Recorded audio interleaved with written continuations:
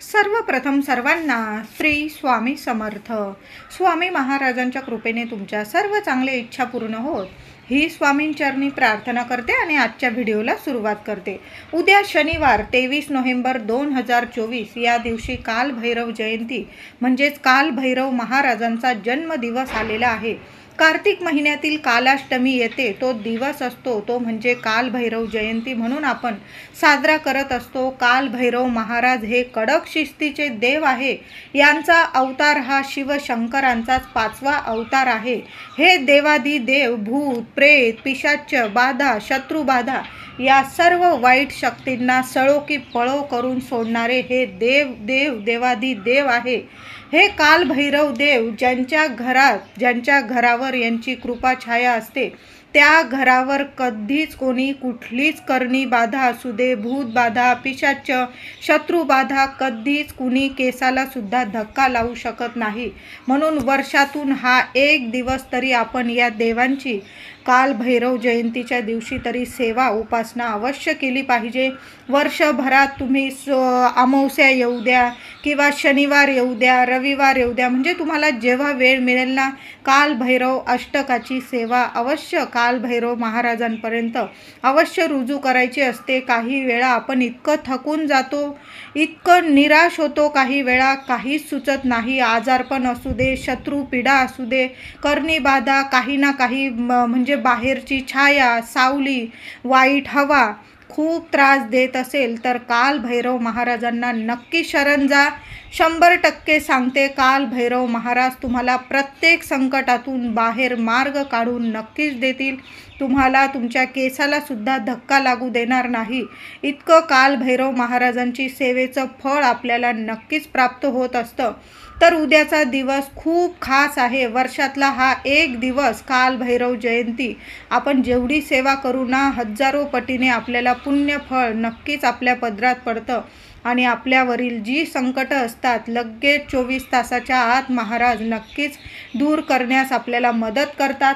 काही वेळा मुलं खूप त्रास देतात किंवा इतर मंडळी इतकं नकोसं करतात धूम्रपान करतात दारू पिऊन त्रास देतात आई वडिलांना किंवा इतर व्यक्तींचा गैरफायदा घेतात. ऐकत नाही मनाला येईल तसे वागतात. कितीही समजवा हो म्हणतात पुन्हा तशीच चूक करतात. चूक माणसाकडून एकदा होते दोनदा होते तिसऱ्यांदा चौथ्यांदा ती चूक नव्हे तर गुन्हा असतो. जाणून बुजून चुका करतात. मग अशा वेळी आई वडील असो किंवा इतर व्यक्ती चिंताग्रस्त होता. अशा मुलांना अशा व्यक्तींना कालभैरवाची सेवा करून तुम्ही नक्कीच ठिकाणावर आणू शकता. तुमची वाया गेलेली मुलं असू दे किंवा व्यक्ती सुद्धा ठिकाणावर येतील. 100% ती व्यक्ती ठिकाणावर येणार म्हणजे येणार. तुमच्या घराजवळ तुमच्या गावात घराजवळ कालभैरव महाराजांचं मंदिर असेल तर तुम्ही मंदिरात जाऊन सुद्धा आपल्याला उद्या सेवा करायची आहे. तर उद्या जर असं लवकर उठा महिलांनो. उद्याचा दिवस खूप खास आहे. आपल्या घरातून सर्व इडा पिडा दुःख दारिद्र्य संकट असू दे बाहेरची काही वाईट छाया असू दे सावली असू दे नजरबाधा असू दे शत्रू पीडा असू दे उद्याचा दिवस या सर्व नकारात्मक गोष्टींना नष्ट करण्याचा दिवस आहे असं म्हटलं तरी काही चुकीचं नाही. तर उद्या जर असं लवकर उठायचं आहे आणि अंघोळीच्या पाण्यात तुम्हाला टाकायची आहे तुरटी. थोडीशी तुरटी बारीक करून घ्या. थोडासा तुरटीचा बारीक खडा कांडून घ्या आणि प्रत्येकाच्या पाण्यात महिला असो पुरुष असो लहान मुलं असू दे महिलांनो प्रत्येकाच्या आंघोळीच्या पाण्यात उद्या टाका थोडीशी तुरटी. तुरटीने अशी नकारात्मकता खेचून घेण्याची पॉवरफुल ताकद या तुरटीमध्ये असते आणि उद्याचा दिवस सर्व नकारात्मकता नष्ट करण्याचा दिवस आहे.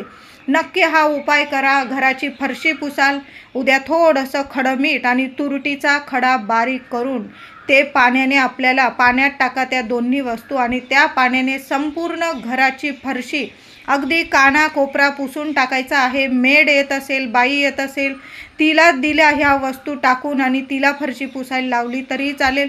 पण एक दिवस घरातली नकारात्मकता दूर करण्यासाठी तुम्ही स्वतःसुद्धा फरशी पुसली काही हरकत नाही. नक्की हा उपाय करा. तर त्याबरोबर आपल्या देवी देवतांची सुद्धा उद्या पंचोपचार पूजा करायची आहे। तुमच्या घरात शिवपिंडी असेल, पंचामृताने नाही तर गाईच्या कच्च्या दुधाने अभिषेक घालायचा आहे, चंदन लावायचं आहे, बेल व्हायचं आहे। उद्या चुकून सुद्धा बेलाची पानं तोडू नका, तुळस तोडू नका, चुकून सुद्धा या गोष्टी करू नका।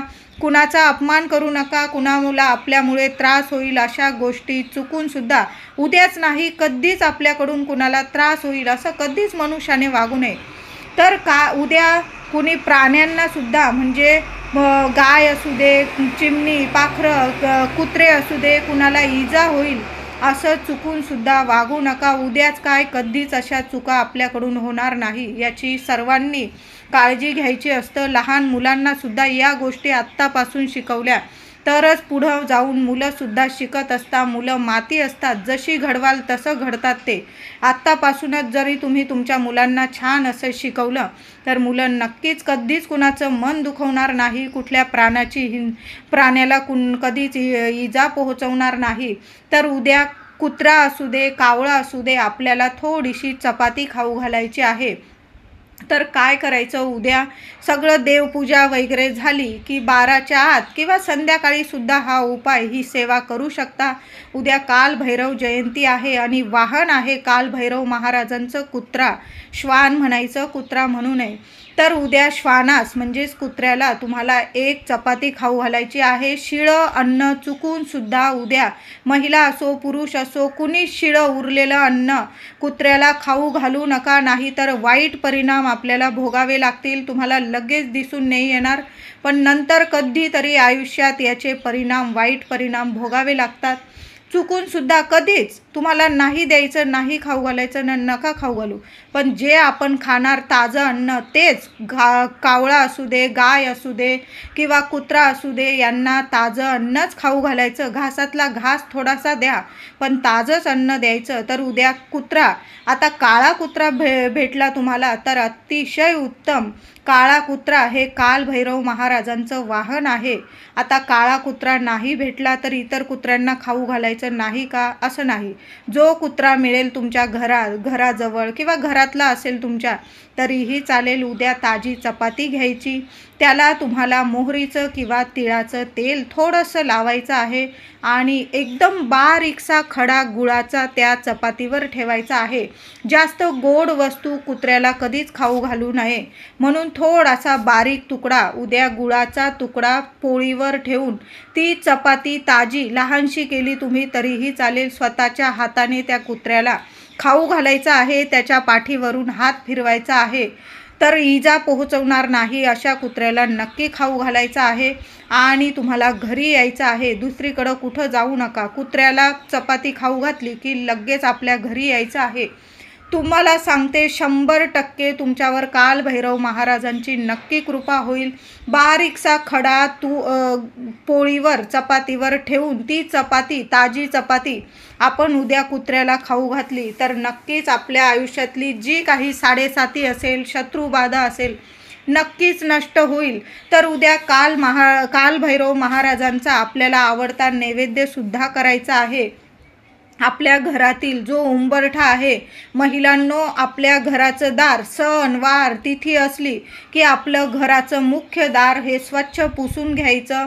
आणि तुम्हाला उद्या हळदीचं लेपन नसेल करायचं, नुसती उंबरठ्याची हळदी कुंकू वाहून पूजा केली तरीही चालेल, पण तुरटीच्या पाण्याने आपल्याला आपलं घर नक्की पुसायचं आहे। छान उंबरठ्याची पूजा करा, अखंड दिवा आपल्या देवघरात चालूच ठेवा। साधी सोपी आपल्या घरात सेवा केली तुम्ही तरीही चालेल। कालभैरव महाराजांचा आवडता नैवेद्य मंदिरात जाऊन नैवेद्य नक्की दाखवायचा आहे। मंदिर नसेल घरात सुद्धा नैवेद्य दाखवला तरीही चालेल। तर कालभैरव महाराजांना आवडतं ते म्हणजे वांग्याचं भरीत आणि बाजरीची भाकर खूप प्रिय आहे। तर नक्की आपल्याला उद्या कांदा, लिंबाची फोड, बाजरीची भाकर, वांग्याचं भरीत किंवा भाजी केली तुम्ही तरीही चालेल। हा नैवेद्य कालभैरव महाराजांचा आवडतं नैवेद्य आहे। मंदिरात जाऊन तुम्ही नैवेद्य दाखवा किंवा तुम्ही घरात जरी नैवेद्य दाखवला तरीही चालेल। मंदिरात जात असाल तर बरोबर जाताना एक नारळ आणि खडी साखर घेऊन जायची आहे. मंदिरात पूजा करून घ्यायची आहे. 4 दाणे उडदाचे नक्की घेऊन जायचे आहे. 4 जरी नेले किंवा मुठभर नेले तरीही चालेल. महाराजांना ते उडदाचे दाणे अर्पण करायचे आहे. तुम्ही फुलं वगैरे नेलेली असतील ते अर्पण करा. बेलपत्र अर्पण केलं तरीही चालेल. एक नारळ आणि खडी साखर आपल्याला काल भैरव महाराजांच्या चरणाशी ठेवून तुम्हाला जो नैवेद्य नेलेला असेल तुम्ही जिलेबी न्या किंवा वांग्याची भाजी, भाकरी, कांदा, लिंबू हा नैवेद्य आणि त्याबरोबर गोडाची जिलेबी किंवा बुंदीचे लाडू नेले तुम्ही तरीही चालेल. हा नैवेद्य महाराजांच्या चरणाशी अर्पण करायचा आहे. पाणी ओवाळून तो नैवेद्य नीट दाखवायचा आहे. घरी दाखवत असाल तरी अशाच पद्धतीने दाखवायचा आहे. तो नैवेद्य तुम्ही घरी आणला दाखवून तरीही चालेल. घरातील सर्वांनी प्रसाद म्हणून खायचा आहे. नारळ, खडी साखर काल भैरव जवळच ठेवून द्यायची आहे. याचा अर्थ असा होतो की उद्या आपण त्यांचा मान सन्मान केलेला आहे. आपण मनापासून काल भैरव जयंती जन्मदिवस साजरा केलेला आहे. म्हणून एक नारळ आणि खडी साखर उद्या काल भैरव महाराजांच्या मंदिरात जाऊन अर्पण जरूर करायचं आहे. आणि मंदिरात तिथेच बसून काल भैरव अष्टक तुम्हाला पठण करायचं आहे. खूप खूप महत्त्वाची आणि प्रभावी सेवा आहे. ह्या दिवशी केलेली ही सेवा नक्कीच तुम्हाला फळ देऊन जाणार आहे. आता सेवा कशी करायची तर काल भैरव अष्टक पोथी घेतली आणि तुम्ही वाचताय असं वाचू नका. तर काय करायचं, 11 वेळा आपल्याला काल भैरव अष्टक वाचायचं आहे. तर काय करायचं, डाव्या हाताच्या नसेवर म्हणजे डॉक्टर आपले पल्स डाव्या हातावर जिथे हात ठेवून आपले पल्स चेक करतात सर्वांनाच माहीत आहे. आपली हृदयाची नस आपल्या डाव्या हाताच्या नसेतून येत असते. तर त्या ठिकाणी उजव्या हाताने मधले तिन्ही बोटं ठेवून उजव्या हाताच्या मधले 3 बोटं ठेवून डाव्या हाताच्या पल्सवर 3 बोटं ठेवून तुम्हाला 11 वेळा तुम्हाला काल भैरव अष्टक पठण करायचं आहे. तुम्ही मंदिरात खूप गर्दी असेल तर घरी दर्शन घेऊन आल्यानंतर जरी 11 वेळा काल भैरव अष्टक पठण केलं तरीही चालेल. आता समजा तुम्हाला पठण करता येत नसेल, वाचता नसेल येत तर काय करायचं, तिन्ही बोटं उजव्या हाताची तिन्ही बोटं डाव्या हाताच्या पल्सवर नसेवर ठेवायची आणि 11 वेळा शांत आसन घेऊन बसा आणि 11 वेळा काल भैरव अष्टक तुम्हाला यूट्यूबवर लावून शब्द नीट ऐकायचा आहे. जर असं जास्त जोरात म्हणजे जोरात आवाज करायचा आहे. कान्याकोपऱ्यात आपल्या घरात कान्याकोपऱ्यात हा आवाज पोहोचला पाहिजे. प्रत्येकाने हे ऐकायचं आहे किंवा पठण तर नक्कीच करा. घरातील एका व्यक्तीने पठण केलं, ही सेवा केली चालेल. कुणी बाधित आजारी व्यक्ती असेल तर डाव्या हाताच्या पल्सवर उजव्या हाताची मधली 3 बोटं ठेवून 11 वेळा काल भैरव अष्टक पठण अवश्य करा. ही सेवा तुम्ही केली तर बाधित आजारी व्यक्ती, शत्रुपीडा अशा व्यक्तींना ती अगरबत्तीची म्हणजे अगरबत्ती लावून द्यायचं. एक तेलाचा दिवा लावायचा आहे आणि मग सेवेला बसायचं आहे. जी अगरबत्तीची रक्षा पडेल एखाद्या ताटलीत जमवायची आणि ती रक्षा घरातील सर्वांनी लावायची आहे. वर्षभर ती रक्षा सांभाळून ठेवा. घरात कधी नकारात्मक वातावरण वाटलं, थोडीशी फुंकर मारून काल भैरव महाराजांचं तुम्ही स्मरण केलं, प्रार्थना केली आणि ती रक्षा आपल्या घराच्या 4ही दिशांना फुकून दिली. घरात नावाला सुद्धा नकारात्मकता, वाईट शक्ती कधीच टिकू शकणार नाही. अशी ही काल भैरव अष्टकाची ही छान सेवा आहे. प्रत्येकाने करायचं आहे आणि ती रक्षा उद्या काल भैरव अष्टक तुम्हाला 11 वेळा नाही जमलं किमान 5 वेळा 3 वेळा अवश्य पठण करायचंच आहे. सर्वांनी ही सेवा करा. प्रत्येकाला वाचता येतं, थोडं अवघड असेल शब्द, तोडकं मोडकं का होईना, जी तोडकी मोडकी सेवा आहे ती काल भैरव महाराजांना नक्की कबूल आहे. उद्या त्यांचं स्मरण करून प्रार्थना करून काल भैरव अष्टकाची सेवा प्रत्येकाने करायचं आहे. कुत्र्याला म्हणजे श्वानास एक ताजी चपाती, बारीकसा गुळाचा खडा ठेवून आपल्याला खाऊ घालायचा आहे. उद्या काही नाही केलं तरी चालेल. पण ताजी चपाती घेऊन कुत्र्याला नक्की खाऊ घालायचं आहे. बारीकसा गुळाचा खडा टाका, तिळाचं किंवा मोहरीचं तेल टाकून ती चपाती खाऊ घालायची आहे. आता समजा तुमच्या घरात शिवपिंडी पण नाही, तुमच्या घराजवळ कालभैरव महाराजांचं मंदिर पण नाही. मग अशा वेळी काय करायचं, तर आपण महादेवांच्या मंदिरात जायचं आहे. उद्या संध्याकाळी उद्या 12 वाजता, दुपारी 12 वाजता कालभैरव महाराजांचा जन्म वेळ असते ही, पण आपण प्रदोष काळी सेवा केली तरीही चालेल. कालभैरव महाराज जयंती ही तुम्ही संध्याकाळी साजरी केली तरीही चालेल. तर महादेवांच्या मंदिरात जायचं आहे. जाताना बरोबर तांब्याभर पाणी घेऊन जा, बेल फूल अवश्य घेऊन जा, गूळ खोबरं, थोडंसं गूळ खोबरं, काही नाही नेलं तुम्हाला महादेवांच्या मंदिरात तर हा नैवेद्य, बाजरीची भाकर, काही वांग्याचं भरीत, कांदा, लिंबू हे नेता नाही येणार ना. मग देवांना, देवादिदेव महादेवांना गूळ खोबऱ्याचा नैवेद्य जरी दाखवला तरीही चालेल. तर आपल्याला बरोबर जाताना गूळ खोबरं घेऊन जायचं आहे आणि एक दिवा बरोबर घेऊन जायचा आहे. दिव्यात तुम्हाला टाकायचे आहे 4 उडदाचे दाणे आणि चिमूटभर काळी तीळ. या 2 गोष्टी टाकून तो दिवा आपल्याला महादेवांच्या मंदिरात घेऊन जायचा आहे. तिळाचं किंवा मोहरीचं तेल टाकूनच दिवा तयार करायचा आहे. 2 दुहेरी वातीची एक वात तयार करून घ्या, लांब वात, आणि ती वात ठेवून आपल्याला तिळाचं किंवा मोहरीचं तेल टाकून 4 उडदाचे दाणे, थोडीशी चिमूटभर काळी तीळ, उद्या असा दिवा लावणं महादेवांच्या मंदिरात खूप खूप खूप प्रभावी ठरणार आहे. ज्यांच्या घराजवळ कालभैरव महाराजांचं मंदिर नाही, प्रत्येकाने महादेवांच्या मंदिरात जाऊन ही साधी सोपी सेवा जरी केली तर कालभैरव महाराज अतिशय प्रसन्न होतील आणि तुमच्या मागील जी शत्रुपीडा असेल, अगदी 7 पिढ्यांचं दारिद्र्य, दुःख, शत्रुपीडा असेल नष्ट होईल. 7.5 असेल नष्ट होईल. ग्रहदोष असतील तुमचे नष्ट होईल. पितृदोष असतील तो सुद्धा नष्ट होईल. उद्या प्रत्येकाने महादेवांच्या मंदिरात जाऊन छान असं अभिषेक घाला. साध्या पाण्याने जरी अभिषेक घातला, पाण्याने सुद्धा महादेव नक्कीच प्रसन्न होतात. बेल व्हायचं आहे. बेलाचं पान आहे, तिन्ही पानाला थोडं थोडं चंदन लावून घ्यायचं. आधी महादेवांच्या शिवपिंडीला चंदन अर्पण करायचं, मग बेलाचं पान अर्पण करायचं. पांढरी फुलं नेलेली असतील, पांढरी फुलं अर्पण करा आणि तुम्हाला गूळ खोबऱ्याचा नैवेद्य महादेवांना दाखवायचा आहे. आणि नंतर तिथं एक दिवा लावायचा आहे. दिवा कसा लावायचा मी तुम्हाला सांगितलं आहे. तिथं जरा वेळ शांत बसायचं आहे. महादेव म्हणजेच कालभैरव महाराज आहेत. तर उद्या तिथं जरी तुम्ही ही सेवा केली, बरोबर घरी येताना तुम्हाला थोडंसं तीर्थ, आपण जे महादेवांना पाणी अर्पण करणार आहोत, आपला तांब्या कधी पण महादेवांच्या मंदिरातून खाली आणायचा नाही. थोडंसं तीर्थ जलाधारीच्या ठिकाणाहून थोडंसं तीर्थ घरी घेऊन या. घरात चिडचिड व्यक्ती करत असेल, बाधित व्यक्ती असेल, आजारी व्यक्ती असेल, तुमच्या घरात नकारात्मकता असेल, शत्रुपीडा असेल, संपूर्ण घरात थोडं थोडं महिलांनो ते तीर्थ शिंपडून द्यायचं आहे आणि बाकीचं उरलेलं तीर्थ सर्वांनी प्रसाद स्वरूप, तीर्थ स्वरूप पिऊन घ्यायचं आहे. खूप छान उपाय आहे. नक्कीच जी काही नकारात्मकता असेल नक्कीच सांगते निघून जाईल. आता कालभैरव महाराजांच्या मंदिरात जर गेला तर हा उपाय चुकीचा नाही आहे. कालभैरव महाराजांना मदिरा म्हणजे दारू खूप प्रिय आहे. तर उद्या गेला, तुम्हाला मिळाली एखादी बॉटल, तर ती बॉटल जरी अर्पण केली, म्हणजे ही बाटली का अर्पण करायची, तर तुमच्या घरात कुणी दारू पीत असेल तर हा उपाय करा, नाही तर हा उपाय करायची गरज नाही.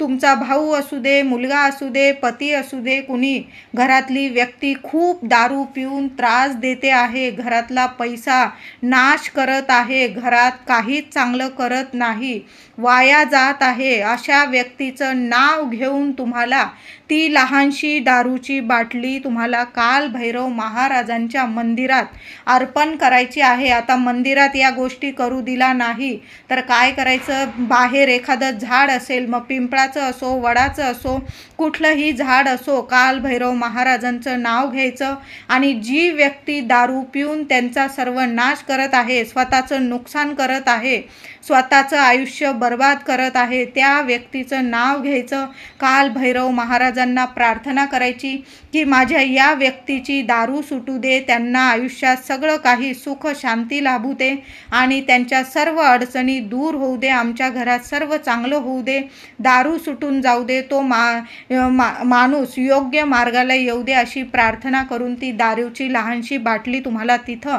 झाडाजवळ अर्पण करून यायची आहे. काल भैरव महाराजांच्या बाहेर जे झाड असेल तिथं अर्पण करून यायची आहे. मंदिरात अर्पण करू दिली तर अतिशय उत्तम, नाही करू दिली एखाद्या झाडाजवळ अर्पण करून तुम्हाला घरी यायचं आहे.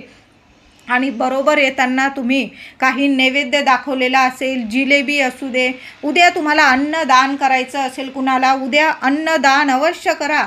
मी म्हणते 10-20 रुपयाचं कुणाला गरीबाला खाऊ घातलं तर अतिशय उत्तम. पैसे दान करण्यापेक्षा अन्नदान कधी पण सर्वश्रेष्ठ दान असतं. कुणाला अन्नदान करायचं असेल, कपडे लत्ते दान करायचं असेल तर उद्या तुम्ही काही काळं दान केलं तर अतिशय उत्तम. कुणाला छत्री दान करायची असेल, कंबल दान करायचं असेल, स्वेटर दान करायचं असेल तर उद्याचा दिवस खूप महत्त्वाचा आहे. महिला पुरुष तुम्हाला दान करायचं असेल तर काळ्या रंगाचं उद्या दान नक्कीच करा. संपूर्ण 7.5 असू दे किंवा कितीही वाईट दोष तुमच्या मागे लागलेले असतील, संकट असेल, नक्कीच निघून जाईल. त्यांचे भरभरून आशीर्वाद तुम्हाला सर्व काही सुख शांती प्राप्त करून देईल. उद्या चप्पल, छत्री, कंबल जे दान करायचं आहे तुम्हाला नक्की दान करा. जिलेबीच्या दानाला उद्या खूप महत्त्व आहे आणि मोतीचूर म्हणजे बुंदीच्या लाडूला उद्या नैवेद्य दाखवायचा आहे. काल भैरव महाराजांच्या दर्शनाला जाणार तुम्ही तर तिथं तुम्हाला जिलेबी 1.25 किलो जिलेबी तुम्ही नैवेद्यात दाखवा आणि थोडीशी जिलेबी बाहेर आणून कुणाला गरीबाला दान केली अतिशय उत्तम. त्यातलीच एखादी 1-2 जिलेबी घरी घेऊन यायची आहे आणि संपूर्ण कुटुंबाने थोडासा प्रसाद स्वरूप जिलेबी जरूर खायची आहे. जिलेबीच्या प्रसादाला किंवा लाडूच्या प्रसादाला आणि बाजरीची भाकर, वांग्याचं भरीत, लिंबू, कांदा या गोष्टींना उद्या खूप महत्त्व आहे. नक्की या गोष्टी दान करा. किंवा उद्या संध्याकाळी महिलांनो, आपल्या घरातली तुम्हाला नकारात्मकता दूर करायची असेल, महिलांना 4 दिवस असेल, पुरुष दादांनी हा उपाय केला चालेल. संध्याकाळी 6:30 ते 7:30 थोडा उशीर झाला, बाहेर गेलेला असाल तर रात्री आल्यावर जरी हा उपाय केला तरीही चालेल. तर काय करायचं आहे, भीमसेन कापूर घ्यायचा, एखादी मातीची पंती घ्यायची आहे, त्यावर थोडेसे तांदूळ ठेवा आणि तुम्हाला त्यावर भीमसेन कापूर ठेवायचा आहे आणि एक कापराची वडी जाळायची आणि त्या वडीवर जाळायची आहे पिवळी मोहरी. पिवळी मोहरी तांत्रिक गोष्टींसाठी खूप महत्त्वाची असते. घरात शत्रुदोष असेल तर नक्कीच उद्या पिवळी मोहरी जाळायची आहे. संपूर्ण घरात हा धूर नक्की पसरवायचा आहे आणि शेवटी ते कापराचं भांडं तुमच्या मुख्य उंबरठ्यावर ठेवून द्या. उंबरठ्यावर ठेवल्यावर सुद्धा तुम्हाला 2-3 कापराच्या वड्या जाळायच्या आणि त्यावर तुम्हाला 7 चिमूट तुम्हाला पिवळी मोहरी टाकून जाळायची आहे. नावाला सुद्धा तुमच्या घरात नकारात्मकता उरणार नाही. शत्रुपीडा असेल, घरात आजारपण असेल, पैसा टिकत नसेल, आर्थिक नुकसान होत असेल, दारिद्र्य असेल, दुःख अडचणी सर्व गोष्टींचा नाश करण्याचा हा तांत्रिक उपाय आहे. आणि काल भैरव जयंतीला संध्याकाळी हा उपाय केला तर विशेष प्रभावी ठरत असतो. म्हणून उद्या संध्याकाळी नक्की पिवळी मोहरी कापूरवर जाळायची आहे. भीमसेन कापूर नाही तर उपाय थांबवू नका. जो तुम्ही कापूर देवांच्या आरतीसाठी वापरता तो कापूर जाळायचा आणि त्यावर 7 चिमूट तुम्हाला पिवळी मोहरी टाकायची आहे, जाळायची आहे. संपूर्ण घरात तो धूप फिरवा आणि शेवटी कापराचं भांडं ते तुम्हाला उंबरठ्यावर, मुख्य उंबरठ्यावर ठेवून द्यायचं आहे. आणि नंतर ते सर्व शांत झालं की एखाद्या झाडाखाली ते सर्व गोष्टी भिजल्यानंतर टाकून द्यायच्या आहे. छान उपाय आहे, सर्वांनी नक्की करा. तर उद्या बरेचसे उपाय मी तुम्हाला सांगितलेले आहे. काल भैरव जयंती जेवढी सेवा जमेल ना तेवढी करा. 11 वेळा प्रत्येक व्यक्तीने काल भैरव अष्टक नक्की पठण करायचं आहे आणि उद्या जी रक्षा पडेल ताटलीत ती रक्षा नक्की लावायची आहे. व्हिडिओ आवडला असेल लाईक करा, शेअर करा, चॅनलला कृपया